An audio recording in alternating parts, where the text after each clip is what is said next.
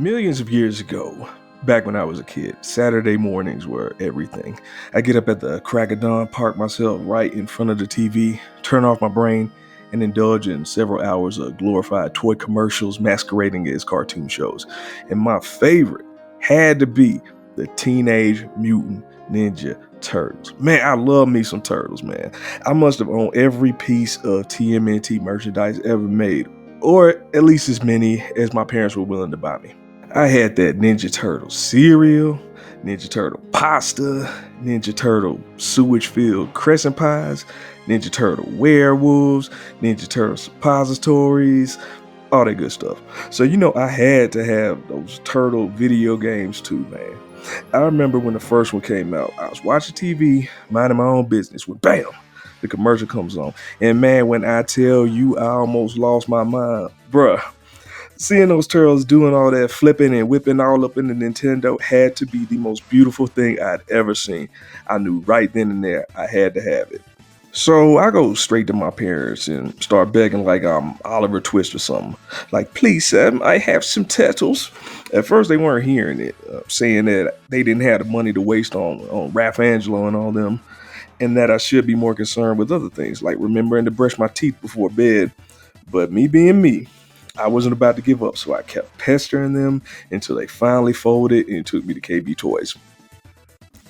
When I got back home, I closed myself up in my room, jammed the cartridge into the Nintendo with no Vaseline, and watched the intro in awe. The graphics, the music, everything was better than I imagined. It was surreal, man. Like, yeah, this is really happening. The Turtles have their own video game, and I'm about to play it.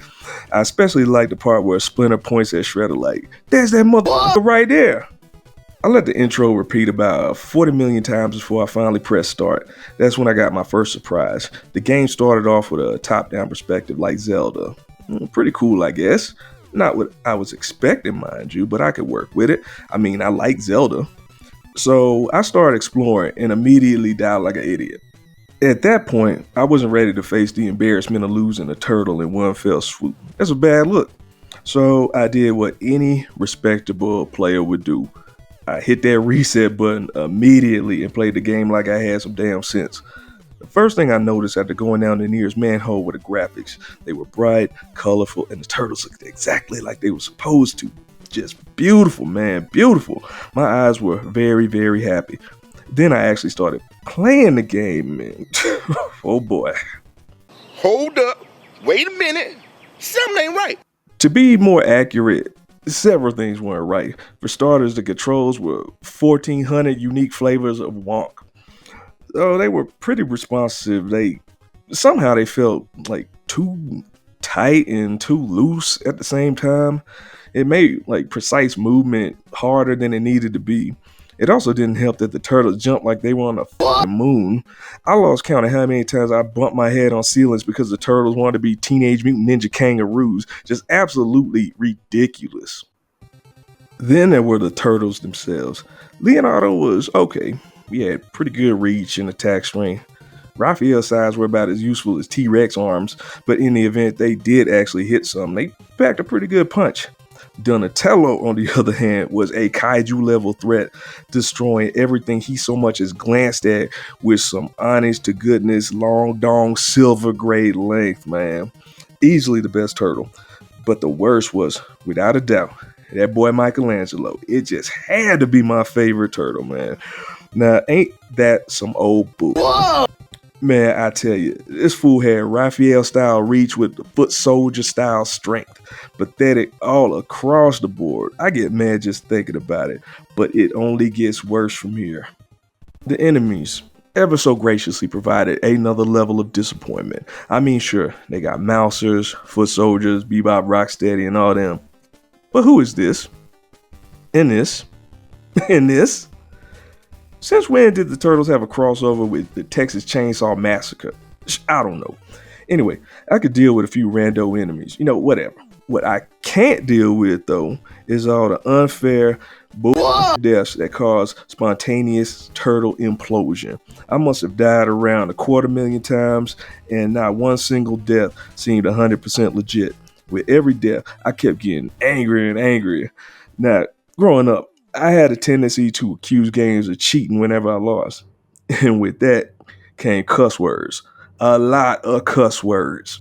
Now, I didn't cuss like a sailor, mind you. Now, let's just get that straight right now. I did not cuss like a sailor. I cussed like the whole crew. So I started cussing out the game. I mean, like really cussing with my whole chest. That good old fashioned, low down, dirty South cussing. I was frothing at the mouth. My blood pressure was like 200 over 190. I called that game everything but a child of God. Just crazy disrespectful. And the game was like, oh, you mad, huh? You look mad. Yeah, you mad. Then it throws about 1,000 enemies at me at one time and makes another one of my turtles implode. So I did what came natural. I cussed louder. A few seconds later, my bedroom door swings open. I instantly freeze up. My dad is standing in the doorway looking somewhere between confused and pissed all the way off. He says, "What you doing, boy, making all that racket?" Now, I'm scared out of my mind. You see, my parents knew how much I cussed as a kid. But for some reason, every time they heard me call someone or something out their name, they acted like it was a big revelation, like some world-ending apocalyptic event. I did not see what the big deal was. A little cussing is therapeutic, especially when a game is cheating. I mean, what else am I supposed to do, get good? I think not. So yeah, like I said before, my dad is like, "What you doing making all that racket?" So I sit there for like a solid 5 seconds, thinking about how to respond. Then I give the most natural, eloquent response I can muster, one that was perfect for my current situation. Huh? But apparently, that wasn't good enough. So my dad repeats himself, and I give my next best answer. I don't know. My dad just shakes his head and says, "Well, keep it down while you figure it out." Once he leaves, I wait until I can't hear his footsteps anymore. Then I start playing the game again, albeit with some small degree of self-control. Eventually, I get to the worst part of the game. Y'all know exactly which part I'm talking about. The part that every kid dreaded back in the day. Not as bad as the turbo tunnel from Battletoads, but close. Yeah, I'm talking about that swimming level.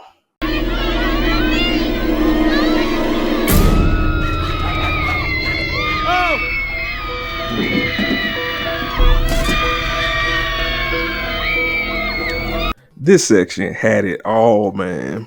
A tight time limit, stiff as a board controls, and one hit kill hazards. Just absurd. I tried this stupid level more times than I could count, getting murked left, right, and center. And since I was already on notice to keep the noise down, I couldn't cuss. Meanwhile, April was saying, "You had my support." Man, get the fuck out of here with that. But yeah, I kept trying until I finally beat that low down, dirty dog of a level. And boy, I tell you, I was so happy I jumped right out of my chair. I was cheering, waving my hands in the air, swinging around my controller, all that good stuff. Well, I swung a little too hard and the controller hit the ceiling fan. The cord got ripped out of the console and the whole thing went flying across the room and hit the window like bang. I immediately freeze up and go real quiet. I knew I was in trouble, so I started listening for my dad's footsteps.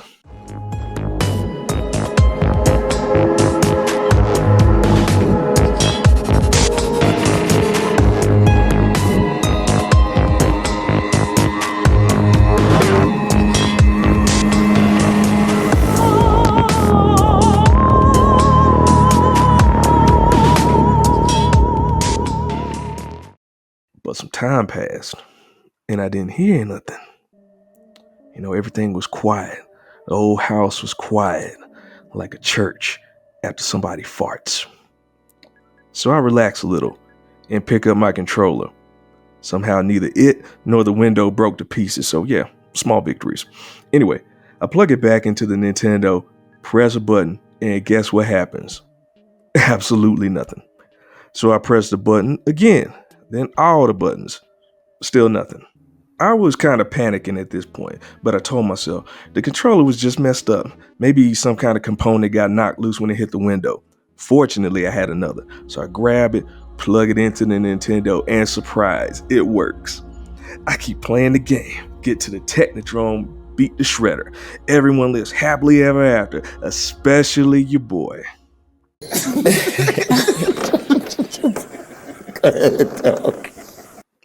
Nah, I'm just kidding. The game was still frozen. Apparently, the Nintendo doesn't appreciate having controllers violently ripped from its various orifices and will get revenge by going completely AWOL. Moral of the story: in a rare event you manage to beat the Nintendo at its own game, never ever celebrate. Your arrogance will be your downfall every single time. Unless you got the Game Genie. Game Genie makes everything better. That's a moral too. Kinda.